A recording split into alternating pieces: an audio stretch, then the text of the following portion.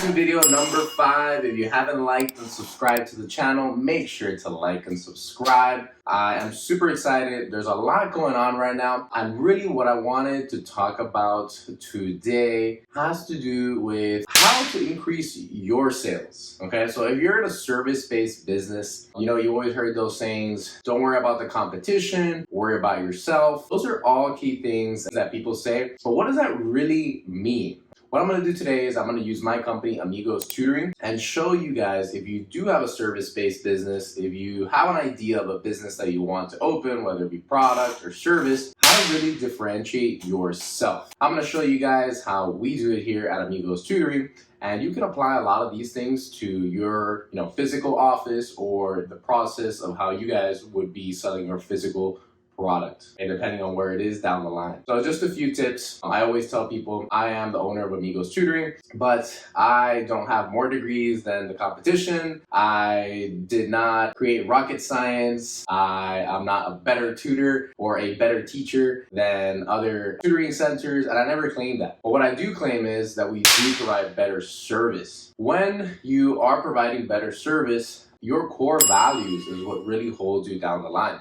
And these core values can be broken down into different aspects of your business. For my business, the main core values are kindness, professionalism, and results. We have it on the wall, we have it on all the walls, on our locations, on our marketing material, and that's really what we stand by. Each one of these subsections can be applied into different things. So I'm going to take you guys through all three so you can see how it applies to my business and how you can also apply some of these things to your business now or your future business to increase your sales. So number 1 is kindness. Kindness is broken down into 3 parts. Number 1 is the treatment of my parents. Okay, my parents are the ones who are paying for the service, and so it's really important that we have empathy. So kindness is really important. When parents are coming to us, we are their last option. They already tried the free tutoring at school. They already tried hiring Juanito next door, the 15-year-old. They already did the summer school. They already failed FSA. So we are their last option. So not only are we their last option, but now they have to drive to our physical location, wherever it may be. And if you are in Miami, you know how difficult the traffic is.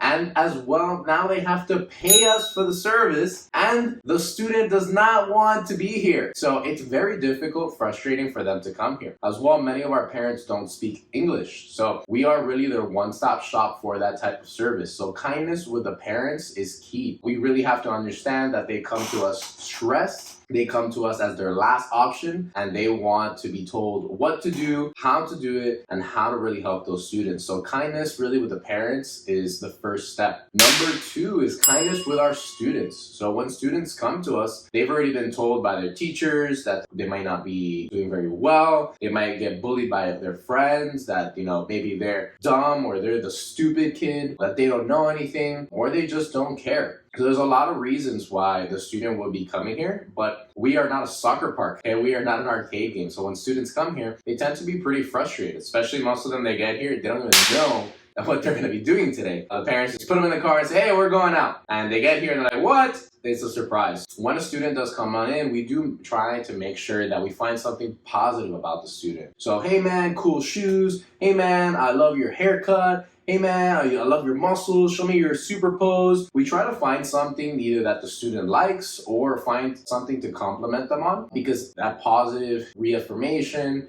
and that positive enforcement is really what's going to help that student get here. They've already been told what to do. They've already been told what they did wrong at school. That's not what we're here to do. And so we really want to make them feel special. If a student doesn't feel good or they don't like the tutor, they're not going to learn. And that applies to any kind of business. If they don't like service provider, they're really not going to enjoy the service, and they're not going to want to come back. Then number 3 is kindness with my staff. Okay, so with my staff, it's really important, not just for me to treat them with kindness and respect, but for them to treat each other with kindness and respect. I always tell a new staff member when we hire them, to really be honest with themselves and be honest with the team. If you hate everyone that you work with and you hate the environment, the parents will feel it, the students will feel it, everyone else will feel it. It's always best to resign from a job respectfully, give your 2-week notice, and move on to something that you really do enjoy. And if that work environment is not something you do enjoy and there's something that you feel you can communicate with your supervisor, always do that. You do the same here. The main reason is we want to make sure our staff doesn't have to be best friends, but our staff does need to get along. We want to make sure that we can help each other, we can talk to each other. Hey man, how was your weekend? Hey, what are you doing up? What is your birthday? It's really important, the kindness with the staff. And that's really how I've ran this company since the beginning. We tried to have monthly events, which are fully paid for by the company. We tried to set goals and prizes so they can win cash or gear from Amigos Tutoring, which we actually just have hoodies. That's really important to keep the staff motivated. Number 2, we're going to go into professionalism. So professionalism is really important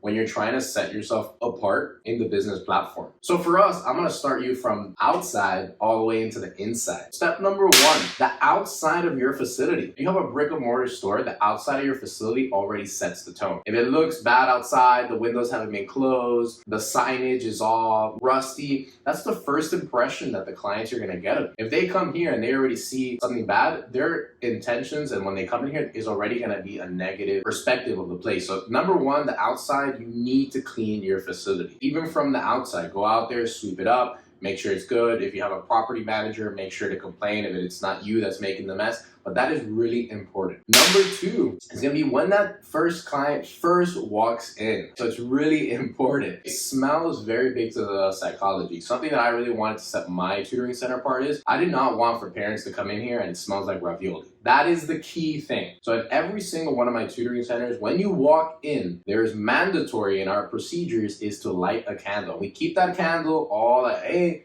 X, that candle's gonna burn out, we're gonna have to keep ordering. I don't care. I want for parents when they come on in to smell something that smells clean. That's really important to me because clean always translates better service. At my company, I always ask the staff to arrive 15 minutes before and leave 15 minutes after. They're paid for that time period, and in that time period, it's for setup and cleaning. So we can make sure that we always clean before we open and clean after. So that way the place is always maintained. And that is key essential to make sure organization, and anytime that a parent comes on in, they know that we're gonna provide professional service. Next part is timeliness. So that's also why I require my tutors to arrive 15 minutes before their first session because they need to be the first ones to arrive. If a parent arrives for the actual tutor, that is just disrespectful. And the main reason is if people are paying for the service, they're already frustrated. They have the kid kicking in the background, that they don't want to come to tutoring. They get here and the tutor's not even here in Miami traffic. I would be super, super mad if I was a parent. So we make sure that there is never a time that we're late. Of course, there's always exceptions, but the whole thing is,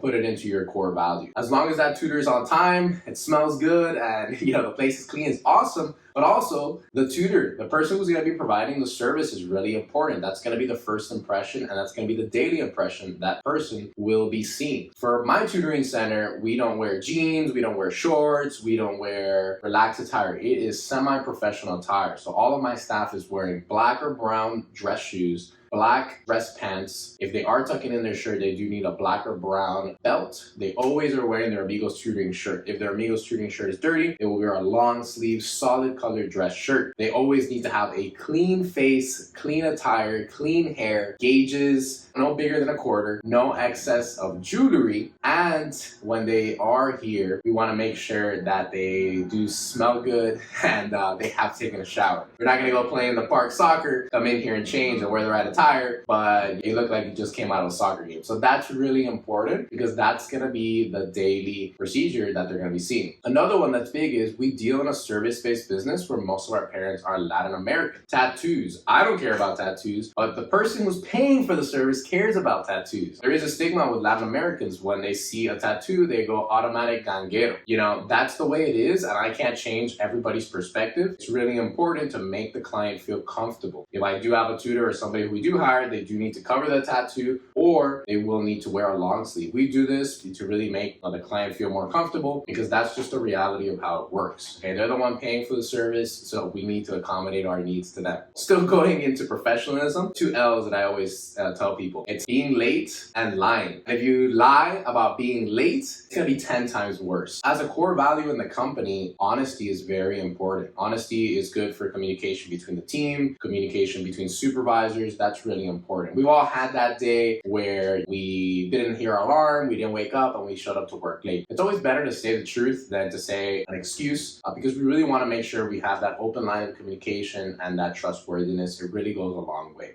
Number 3 is going to be results. So our company slogan is from an F to a C in a 3-month period. That is really our company slogan. And how do we achieve that? Okay, we achieve that by already having all of our pre-made curriculum. We train our staff. We make sure that they're checking their folders. We have session logs for every single day. We will check students' grade books, for past due assignments. We will give them indicated extra homework if we need to do so. And then we do daily communications with the parents to let them know how the student is doing and what they can recommend further. As well, we do send them a report by a PDF that our district manager actually reviews, and we send it to them every 2 weeks. This is good for communication purposes and as well to reiterate what is going on. All of the tutors make annotations. They send this to our district manager. He overviews every single student and then he sends that to the parent. That is really how we achieve the results that we have. We didn't solve rocket science. We're not, a magic wizards over here, but our 3 core values is what really sets us apart. I want you guys to think about what would be your 3